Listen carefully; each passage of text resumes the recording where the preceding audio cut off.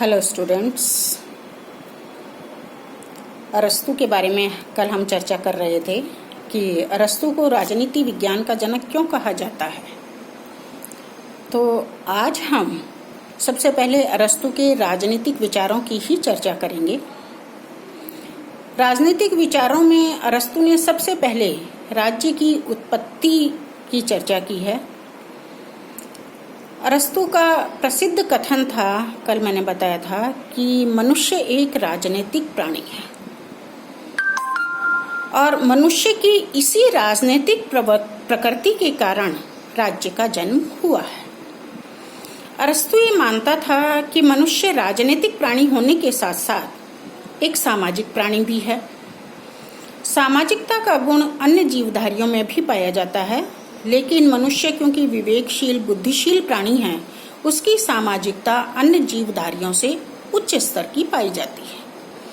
अपनी इसी सामाजिक प्रवृत्ति के कारण मनुष्य ने सबसे पहले विवाह पद्धति के माध्यम से जिस पहली सामाजिक संस्था का निर्माण किया उसे कुटुंब कहा जाता है। कुटुंब में पति पत्नी संतान और दास साथ साथ रहते हैं। कुटुंब में हमें सबसे पहले राज्य के दर्शन होते हैं, क्योंकि कुटुंब का स्वामी शासक के समान परिवार के बारे में, कुटुंब के बारे में स्वयं निर्णय लेता है।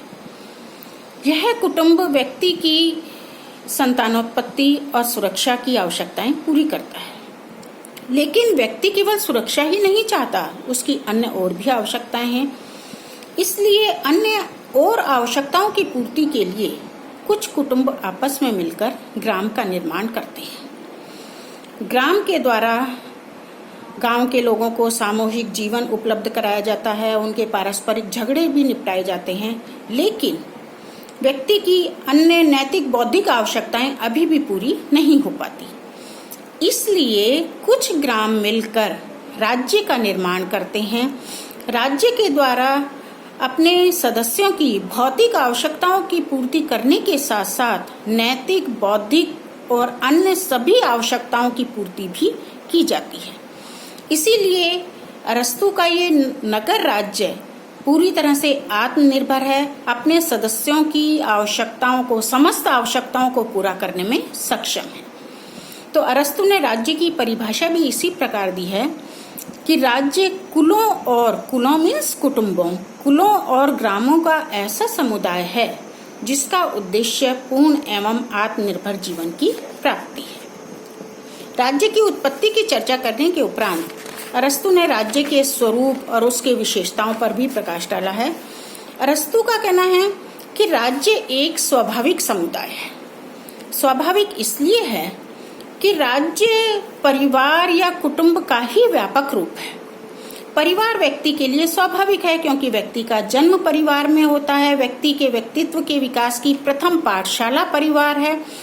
और राज्य क्योंकि परिवार का ही व्यापक रूप है, तो राज्य उसी प्रकार से मनुष्य के लिए स्वाभाविक है जैसे कि परिवार व्यक्ति के लिए स्वाभाविक है।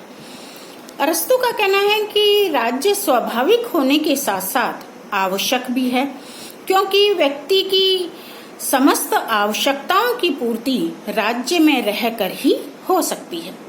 इसीलिए सेबाइन ने लिखा था कि जिस तरह से बंजू फल के लिए बंजू वृक्ष में पैदा होना स्वाभाविक है, उसी प्रकार व्यक्ति के लिए राज्य स्वाभाविक है। नेक्स्ट, अरस्तु का कहना है कि राज्य व्यक्ति से पूर्व का संगठन है। सुनने में अजीब सा लगता है, इसे स्पष्ट करते हुए स्वयं अरस्तु ने भी कहा है कि ऐतिहासिक दृष्टि से व्यक्ति का जन्म पहले हुआ, समय की दृष्टि से पहले व्यक्ति आया, बाद में राज्य आया। लेकिन मनोवैज्ञानिक दृष्टि से पहले राज्य आया और फिर व्यक्ति आया। उनका कहना है कि प्रकृति का नियम है कि हमेशा पूर्णता पहले आती है, अंगों का विकास बाद में होता है।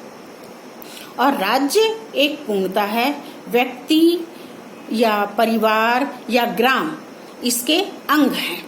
तो इसलिए मनोवैज्ञानिक दृष्टि से पहले राज्य का जन्म हुआ, उसके बाद परिवार का जन्म हुआ।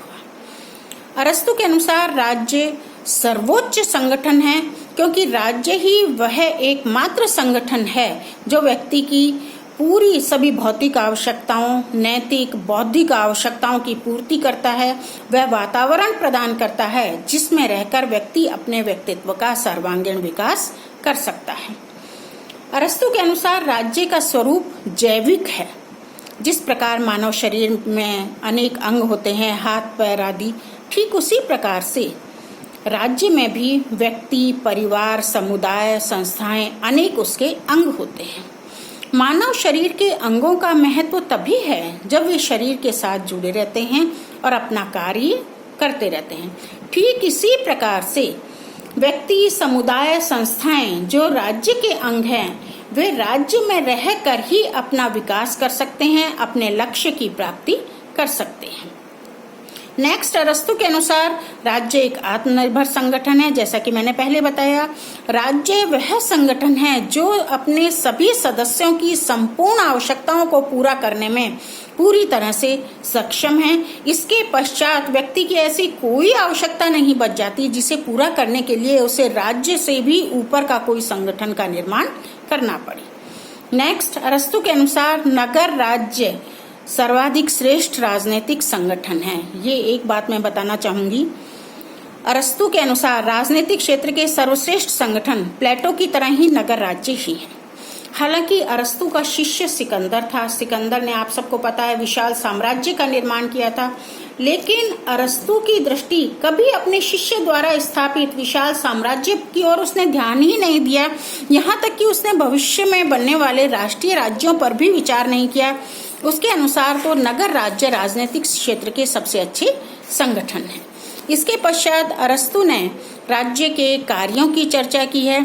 अरस्तु का कहना है राज्य का काम केवल नकारात्मक नहीं है, अर्थात नागरिकों को बुरे कामों से, अपराध करने से बचाना ही नहीं है। राज्य के काम सकारात्मक है, अर्थात राज्य का काम है कि नागरिकों को अच्छे मार्ग पर भी अग्रसर करे।